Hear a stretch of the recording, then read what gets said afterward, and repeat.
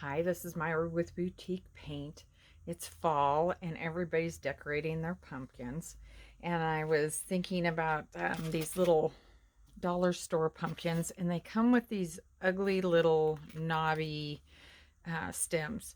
So I was looking around trying to figure out what would make a good stem.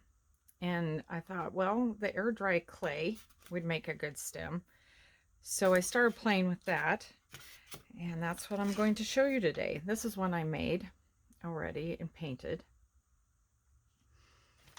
So I'm going to set this aside and I'm going to grab some clay. I actually have a couple different examples of what I've done so far. So what I did is I got some of the air dry clay and I just rolled it in a ball.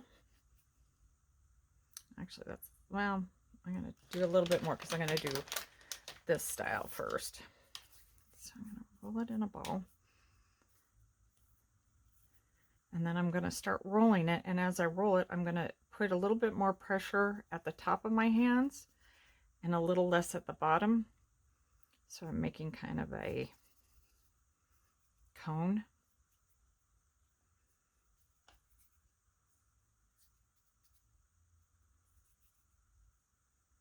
Like that.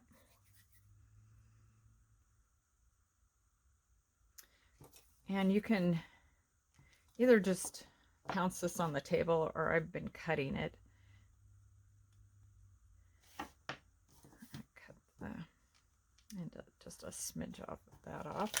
Put that back with the rest of my clay. And then I'm taking the tip of a paintbrush that's rounded, and I'm just going along and making divots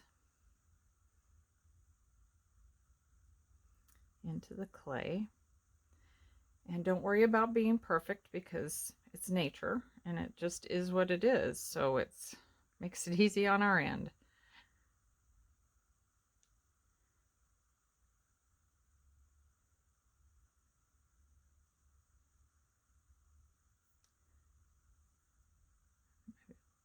One down there. Then I'm going to take a T-pin. You could also use a toothpick for this. And then I'm going to go down the center of those lines I just made.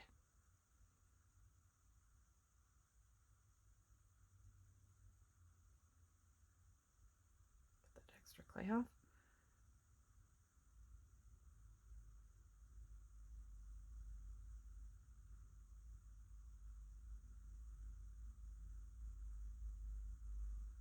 And then from there, I'm going to just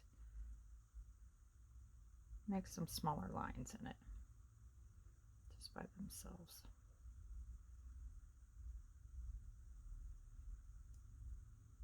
There we go.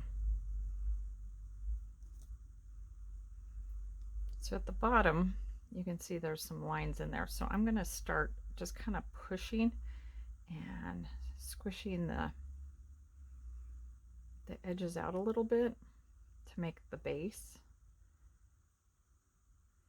And the reason why I did this after I did the lines is so it would make splits like this, and it would kind of give it a natural look. You could do this beforehand and then put your lines in also. Just gonna accent these a little bit more.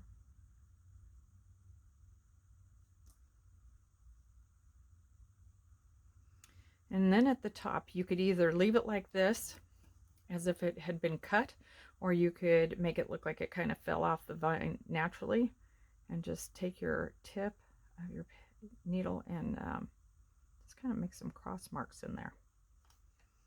And then I twist it a smidge, and then I curl it. And then I set this aside to dry. And just a little bit more of an indent here.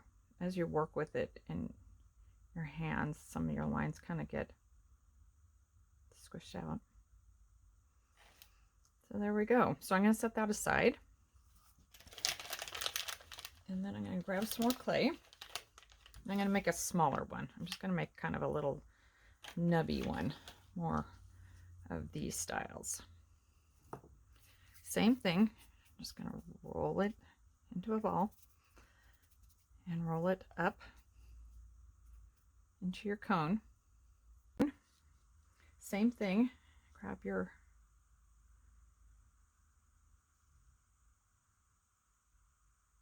end of your brush, make those lines.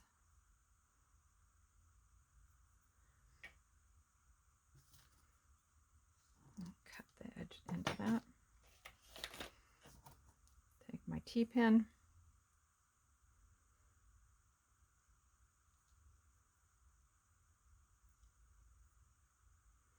Now you could leave it like this and not do the extra lines, and you could give it a little twist. That looks good too. And if you want, oh, we did the crisscross on the top, or you could just do it like that and leave it. And then I took a toothpick, put it inside. Same with this one. I thought I was being so clever because I was thinking, oh, that'll help push through and stabilize it on these little pumpkins.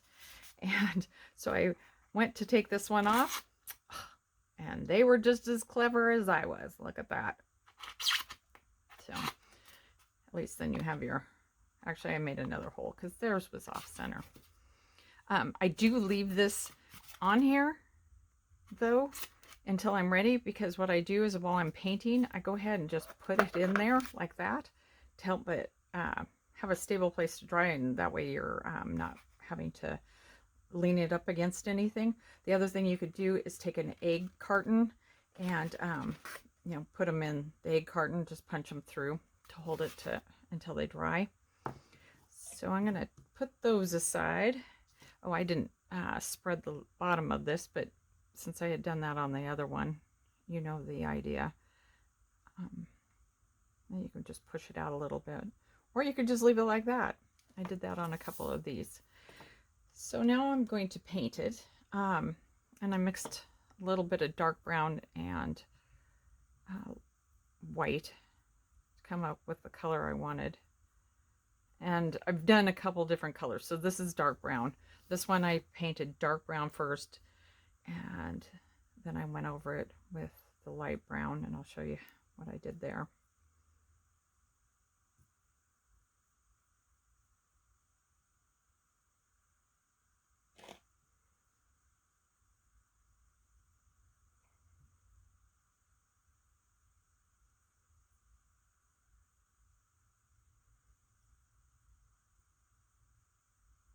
There we go.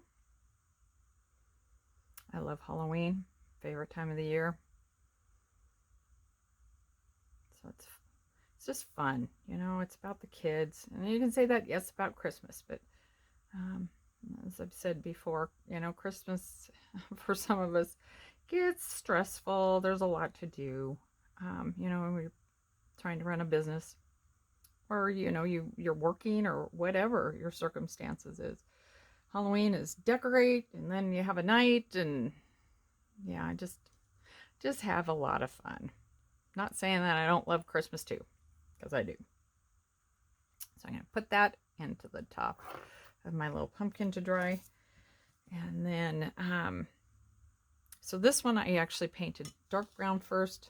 I'll go ahead and show you what I did there. And then what I'm going to do is I'm going to quickly dry these. The magic of video. You won't even see me do it.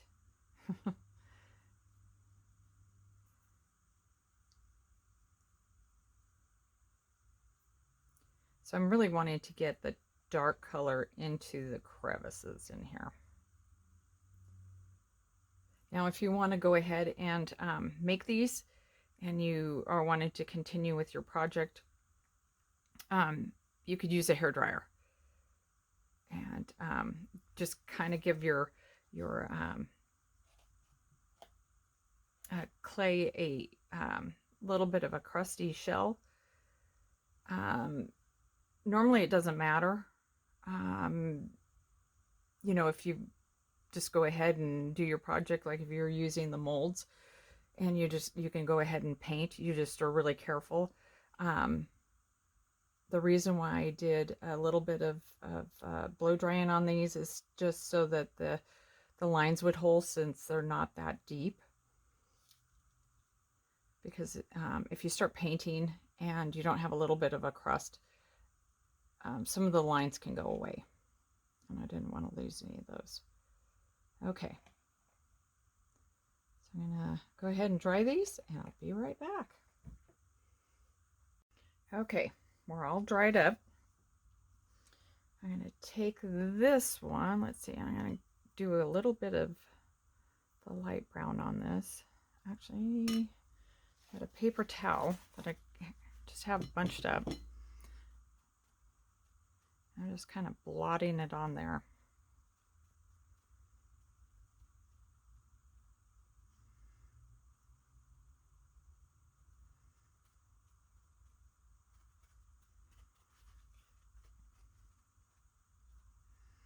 Don't forget to get underneath your little curlicue there. If you get too much, you can just kind of wipe it back gently. And there you go. I'm going to do a little bit of green around the base. And you can do your own colors. My brush is dried out. You know, so if you're doing more of a Victorian style pumpkin, you know, do whatever colors make sense. If you're doing all white, you can paint these white. It just gives a little bit more interest than that little nubby thing that it came with. This would be super cute, all with all white, and then maybe the IOD transfers on it, or stamps. Stamps might be a little tricky, but I'm sure some of you fabulous people know how to do that. Get it on those corners. Okay, I'm going to set that aside. Same thing with this, except I did it kind of the opposite, where I took just a paintbrush and the brown and just kind of went on it.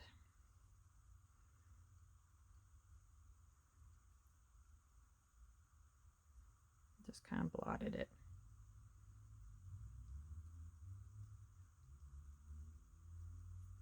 So you can see it gives you the basically the same look, but just, you know, the difference on layering colors. Once again, I'm going to do a little green around the base.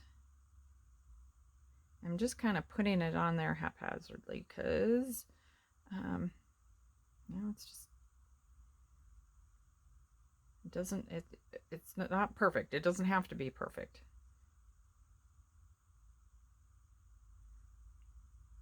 There we go. So then you go to put it on. Now I don't suggest using hot glue. And the reason being is this is foam. If your pumpkin's something else, you can try it. You could try it on the part that you take off. But what happens is the heat of the hot glue gun then melts this. And then you kind of have a crater sometimes. So you can just take, normally I think I would use like an E6000 or something like that. I'm just going to do a little tacky glue and put it on there if I can get it to come out. There we go. And then just stick it in. And there you go. Now I think what I would do is I would go ahead and paint my pumpkin. I dipped my pumpkin in paint already. I would go ahead and paint my pumpkin, and then I'd do the stem. And then if you needed to do any touch up or you know, kind of bleed through, no, that's not the word.